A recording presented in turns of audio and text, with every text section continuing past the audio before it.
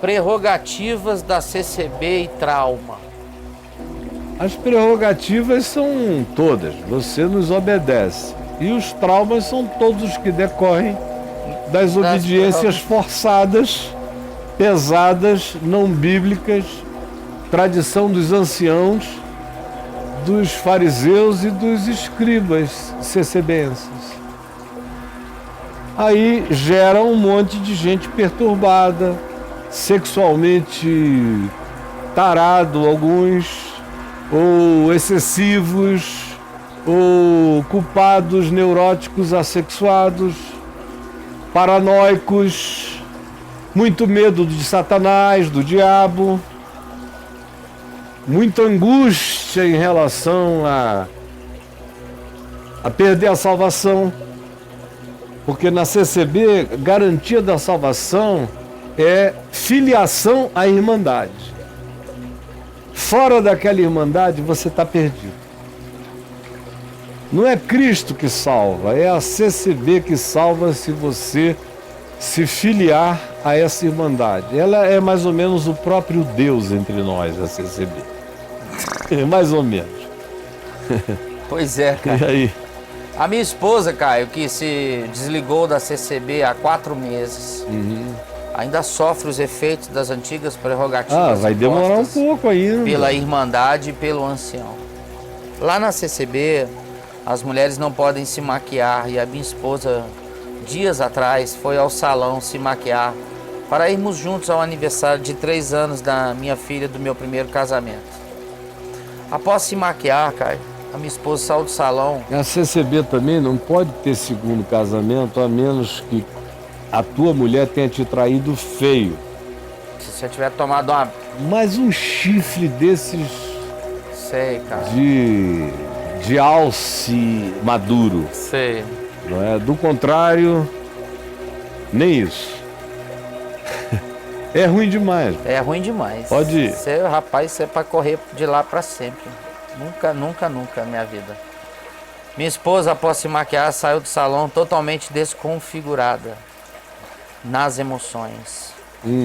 Claro, porque era como se cobrir de pecado. Ela se viu maquiada. Ela se sentiu uma Jezabel. Olha a vibe. Aí, se ela ficou bonita na maquiagem, ela diz, meu Deus, o diabo me possuiu. Porque a coisa religiosa tão poderosa no trauma que causa, que numa mulher que não se embelezava, no dia que ela se vê bela, ela se sente possessa, como se ela tivesse feito uma concessão a uma pombagira, a parada é punk. A uma coisa maligna desse nível, a um espírito feminino de sensualidade. Sim, então. O próprio fato dela se achar bela já diz assim, o diabo entrou em mim. Ela vira uma Lilith. Sim, o espírito de Lilith entrou em mim. Olha isso.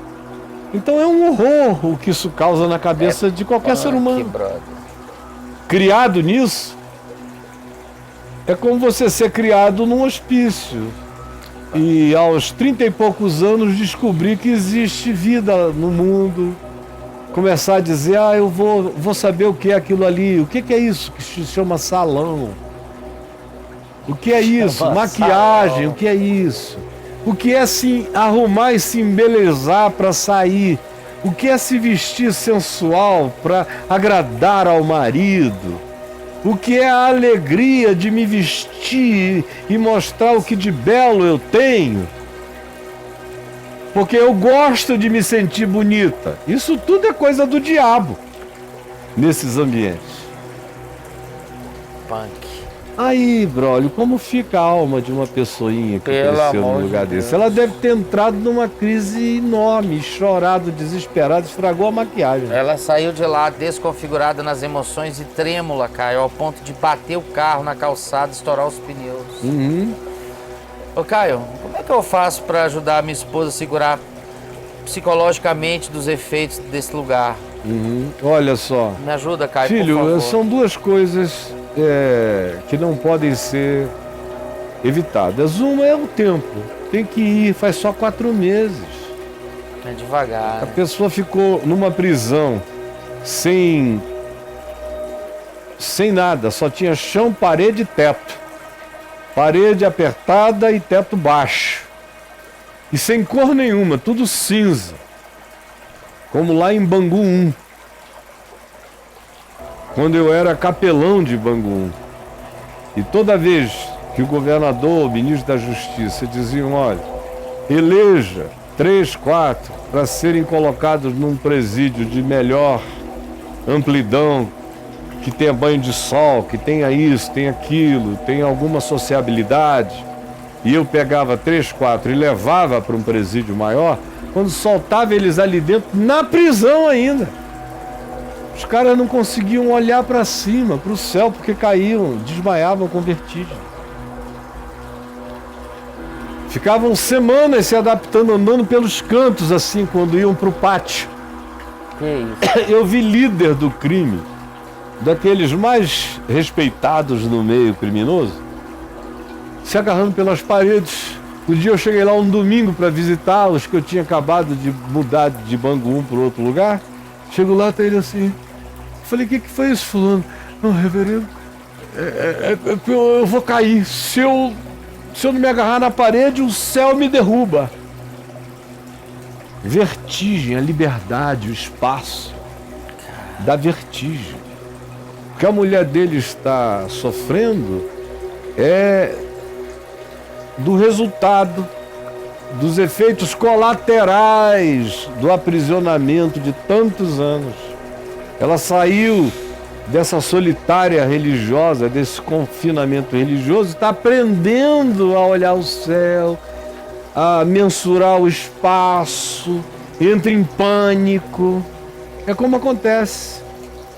A gente tem um vídeo aqui, que eu já mostrei 1 trilhão de vezes. Francês, né? Daquele francês da caixinha, da casinha. Nossa, aquele vídeo é maravilhoso. Que ilustra perfeitamente o estado mental de todo esse pessoal que ficou anos e anos no confinamento da caixinha e que pensam que não tem mais vida nenhuma, a única vida possível existente é dentro daquilo ali.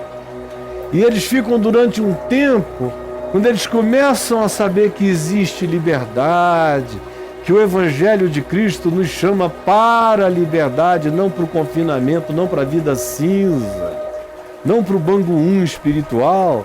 Quando o indivíduo entende isso, começa a ser acordado, olha, chegou a voz do Evangelho, liberdade. Liberdade. Ainda assim, é um processo. O cara começa, está enfiando o olho aí no papo de graça, primeira fresta de luz. Alguém mandou um videozinho para ele me ouviu, ficou grilado pra caramba, mas nunca mais conseguiu perder o interesse no significado da mensagem que chegou. E aí a gente começa a dizer, olha, isso é uma seta, é um caminho de liberdade. Aproveita, o Evangelho ensina o caminho da saída desse claustro, o chamado para a liberdade da glória dos filhos de Deus, porque Jesus nos chamou para a liberdade, não para a escravidão. Portanto, não nos deixemos colocar em nenhuma casinha, confinamento de escravidão, porque isso é o pastoreio do diabo e não de Cristo Jesus, e não do Evangelho. Da casa aberta, da porta aberta, eu sou a porta. Aquele que entrar por mim será salvo. Entrará e sairá, entrará e sairá. Porque não existe mais dentro e não existe mais fora, só existe passagem para quem me tem como a porta, para quem me tem como pastor das ovelhas. Aí o cara começa a ouvir a palavra. Como a gente já viu milhões de vezes aqui, ele começa a ouvir a palavra e ele vai ganhando cor. A mulher dele está nesse processo de recolorimento, de recoloração. Ela está devagar e vai botando a cara para a luz, vai ganhando cor. Quanto mais o indivíduo mergulha, mais cor ele ganha. Mas ele se percebe diferente, mas não é fácil. Depois de ficar 40 anos, 30 anos dentro da caixinha, o sujeito fica com aquela angústia de voltar. Medo do ambiente da liberdade, medo de não saber o que fazer, sendo livre. Tem gente que tem tanto pânico da liberdade que prefere viver confinado. Aí o cara diz, não, foi uma crise minha. Eu vou fazer o seguinte, eu vou trazer isto para dentro do confinamento. Sim. É aquele pessoal que está aqui comigo diz, não, Caio, eu não tenho a coragem de pagar o preço amplo do Evangelho. Então eu vou fazer o seguinte, eu vou fazer da minha casinha uma adaptação da liberdade para a qual Cristo nos chamou. Aí ele bota ali um tapete com cara de grama, Traz elementos. ele troca a luminária por uma coisa que parece ser menos artificial. Sim. Mas continua ainda tudo na artificialidade e o coração dele não está satisfeito. Sabe por quê? Porque à medida em que isso se introjeta na gente como verdade, a gente não consegue mais viver dentro dessas paredes. A própria realidade do Evangelho vai desconstruindo o confinamento, vai tirando o telhado, vai tirando a madeira, abre a porta e mostra para você o chão da vida. Agora, meu filho, isso é um processo, de modo que você tem que ter paciência e esperar, porque vai chegar a hora em que isso tudo vai se desconstruir, vai se desmontar, vai deixar de ser, vai ficar só a simplicidade da mensagem da liberdade em Cristo Jesus, porque foi para a liberdade que Cristo vos libertou. E aí chega um momento em que a pessoa começa a se tornar compartilhadora dessa graça para esses milhões aprisionados em casinhas, em cofres, em bunkers, anti-liberdade, anti-vida, anti-Cristo, anti-evangelho. E aí, fortalecido, o indivíduo se espalha na terra para libertar o próximo. Esse é o processo, para todos.